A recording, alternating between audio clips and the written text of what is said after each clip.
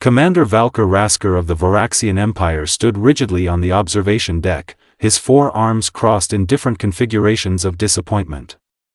He squinted his large, purple eyes at the holographic display showing a single blue-green planet and its pathetic excuse for a defense fleet. Just 1 battleship. 1. And a handful of support vessels that barely qualified as military grade. This cannot be right, he growled, mandibles clicking in frustration.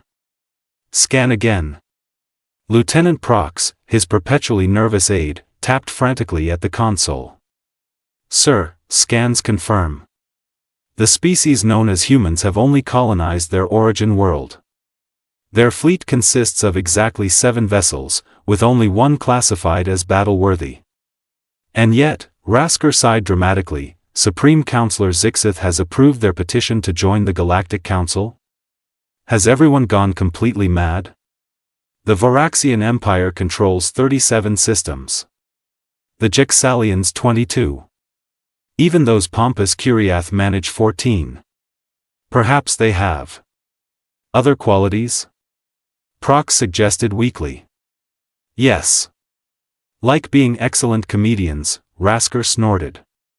I have been assigned to observe these humans. Lucky me. 3 solar cycles later, Commander Raskar stood in the Grand Hall of Unity on Nexus Prime, watching with undisguised contempt as the human delegation approached the council chamber. Their leader, Ambassador Eleanor Burke, was a small female with curly red hair and an irritatingly confident smile. Commander Raskar. What a pleasure to meet a representative of the famed Varaxian military, she extended her hand in their customary greeting ritual. Raskar reluctantly touched her hand with his lower right limb. Indeed. Your species' accomplishments are noteworthy. The lie tasted bitter. Behind closed doors, the mockery was relentless. Did you see their ship specifications? Grand Admiral Izek of the Curiath laughed, his bioluminescent skin flashing in amusement. Their weapons are practically ceremonial. Perhaps they are pets the Supreme Counselor wishes to keep? General Thun of the Jexalians suggested, causing a round of hooting laughter. Only senior diplomat Vex Ra of the ancient Luminari seemed concerned. History teaches caution when judging new species, she warned. Her wisdom was promptly ignored when the Curiath ambassador accused the Jexalians of border violations during the formal reception. As tensions escalated to dangerous levels, Ambassador Burke stepped between them, saying something so unexpected that the universal translators stuttered. What did she say?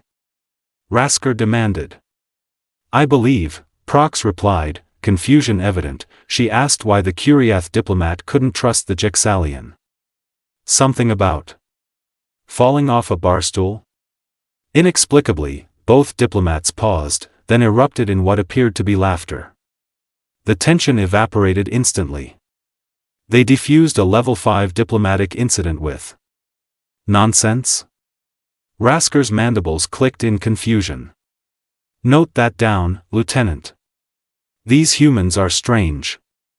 Very strange indeed. The emergency session of the Galactic Council erupted into chaos as reports flooded in from the Epsilon sector. Zetarian pirates, those notorious 6-limbed marauders with their phase-shifting technology, had launched a devastating attack on the Nexus trading hub. Holographic displays showed burning ships and scattered debris where a thriving commercial center had once existed. My people have lost 13 vessels, bellowed Grand Admiral Izek, slamming his gelatinous appendage on the council table. The Curiath demand immediate military action. The Jexalian fleet requires 3 standard cycles to mobilize, General Thun countered, baring his fangs defensively. Perhaps if your security protocols hadn't failed. Commander Raskar watched the familiar pattern unfold. Accusations, counter-accusations, strategic posturing. Meanwhile, the casualty numbers on the display kept climbing. 23 ships lost. 47. 62. The Varaxian Third Fleet can deploy in 30 hours, Raskar offered, knowing full well it wasn't fast enough. From the far end of the table, the section reserved for newer, less significant members, Ambassador Burke cleared her throat. Earth offers the immediate assistance of our vessel, the Relentless. For 2 heartbeats, silence fell over the chamber. Then laughter erupted, echoing off the crystalline walls. One ship? Admiral Isaac's skin flashed in patterns of derisive amusement. Against a Zetarian pirate armada? Your species' overconfidence is almost charming. The Zetarians have at least 15 warships, General Thun added with a dismissive wave. Your little vessel would be space dust before it even arrived. Raskar expected anger or embarrassment from the human ambassador. Instead, he noticed something peculiar. Burke was smiling. Not the forced grimace of wounded pride, but something else. Something that made his dorsal spines tingle with unease. Nevertheless, Burke replied calmly, Captain Nadia Wolfe and her crew are already en route. Without council authorization? Senior diplomat Vexare asked, her luminous eyes widening. We believed the situation warranted immediate action, Burke said with a small shrug. The Relentless will arrive at Epsilon in approximately 6 hours.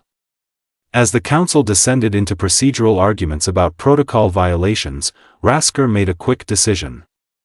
He slipped away from the chamber and contacted his ship. Prepare for immediate departure, he ordered Lieutenant Prox. We're going to Epsilon Sector. May I ask why, Commander? Prox inquired. To document the human spectacular failure, of course, Raskar replied. Such foolishness should be recorded for posterity. By the time his shuttle left Nexus Prime, council members were already placing bets on how quickly the Relentless would be destroyed. The most generous estimate gave the humans 30 minutes of survival. Raskar placed his own wager, 25 minutes.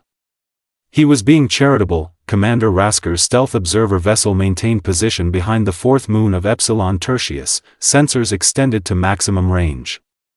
Lieutenant Prox monitored the readings with growing anxiety. Sir, the human vessel has entered the system. The pirates have detected them. Excellent, Raskar settled into his command chair, preparing for the spectacle. Record everything. This will make for an entertaining briefing. The Relentless emerged from hyperspace with surprising grace for such a primitive craft. Its sleek, gunmetal hull reflected the distant starlight as it accelerated directly toward the pirate armada. They're not even attempting evasive maneuvers. Prox exclaimed. It's suicide. 17 Zetarian vessels turned to face the lone human ship, their predatory formations shifting like a school of hungry krellfish. The pirate captain transmitted a system-wide message, his gravelly voice filled with amusement. Look at this. The humans think they can challenge us with one ship. Let's show them what happens to fools.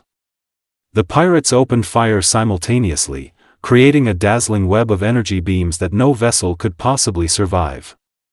Raskar leaned forward, anticipating the human ship's destruction. But the Relentless did something incomprehensible.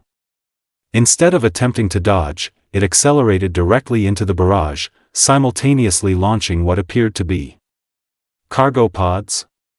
What are they doing? Raskar muttered, mandibles clicking in confusion. The pods exploded into clouds of metallic dust that scattered the energy weapons in all directions. 3 Zetarian ships were hit by their own redirected fire. Impossible. Prox gasped. A transmission intercepted from the Relentless revealed a human female with short black hair and fierce eyes. Captain Nadia Wolfe spoke with casual confidence to her crew. Dust screen worked beautifully. Thompson, deploy the modified terraforming magnets. Martinez, prepare the communication array for sonic burst. Let's give these pirates a proper human welcome. The Relentless suddenly reverse thrust, spinning 180 degrees while extending massive electromagnetic arrays clearly repurposed from civilian technology. The arrays pulsed, sending shockwaves that disrupted the pirates' shields. They've modified atmospheric terraforming equipment into weapons? Raskar's voice rose in disbelief. That violates at least 6 different safety protocols. The Relentless took hits, portions of its hull glowing red from energy impacts. Yet it pressed forward relentlessly, as its name suggested. Its communication dish unleashed a concentrated sonic burst that shattered the crystalline navigation systems of 2 more pirate vessels. "They're winning," Prox whispered in awe. "How are they winning?" The pirate formation broke. 3 ships attempted to flee. The Relentless pursued them mercilessly, deploying mining drones now equipped with explosive charges. "They've turned industrial equipment into military assets," Raskar realized, his professional assessment shifting rapidly. "Every non-lethal system has been weaponized." When the Relentless targeted the pirate flagship, the remaining vessels scattered in panic. Raskar watched in stunned silence as humans, against all probability, turned the tide of battle. "I believe," Prox said quietly, checking his chronometer, "you've lost your bet, Commander." The debris field where the Zetarian pirate fleet had once been told a story that defied Galactic Council military doctrine. 14 destroyed vessels, 3 captured, and countless pirates now in custody. Commander Raskar's shuttle approached the victorious but battle-scarred Relentless, his mission now one of urgent intelligence gathering rather than smug observation. The human vessel's docking bay was organized chaos. Crew members repaired systems with materials clearly not designed for their current applications. A tall, dark-skinned human in a scorched uniform approached. "Commander Raskar?" "Captain Nadia Wolfe," she extended her hand with a surprisingly firm grip. "Didn't expect the Voraxians to send a welcoming committee." "This is not an official visit," Raskar admitted. "I witnessed your battle. I must understand how one ship defeated 17. Wolfe laughed, the sound both warm and slightly unnerving. "Let me show you something." She led him through corridors where crew members had removed wall panels to access systems. Engineers had bypassed safety protocols, rerouting power through pathways no sensible designer would approve. "Humans evolved on a death world," Wolfe explained, gesturing toward a viewscreen showing Earth. "Our planet tried to kill us with everything from microbes to megafauna to natural disasters. We survived by adapting, improvising, and learning to use anything at hand." In the ship's mess hall, a lieutenant demonstrated how they'd converted food synthesizers into electromagnetic pulse generators. "We found 18 different ways to weaponize our coffee machines alone," she said with disturbing pride. "But why present yourselves to the Council as technologically inferior?" Raskar asked. Captain Wolfe's expression shifted subtly. "History teaches caution. Our wars taught us that appearing harmless while maintaining readiness is sometimes prudent." 3 days later, Raskar presented his findings to the stunned Galactic Council. Holoprojections of the Relentless battle tactics played above the table. "Their apparent technological disadvantage is misleading," he concluded.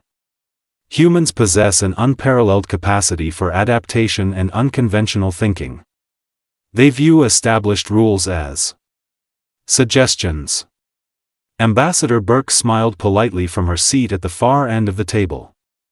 No one was laughing now. 6 months later, Commander Raskar stood on Nexus Prime's orbital platform as 5 new human vessels joined the Council Defense Fleet.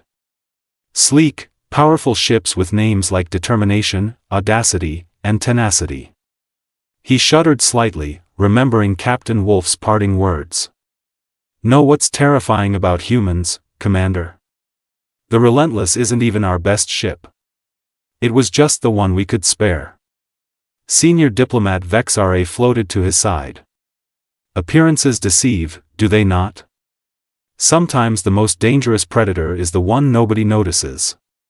"Indeed," Raskar agreed, watching humans effortlessly integrate with other species. "I've submitted a formal request to our High Command." "Oh? Yes. In the event of any future conflicts," he said with absolute seriousness, "I wish to be assigned anywhere except opposing the humans." Vexare's ancient eyes twinkled with amusement. "A wise precaution, Commander. Perhaps that's why they'll succeed where others have failed. Everyone underestimates the species with just one planet and one ship. Until it's too late.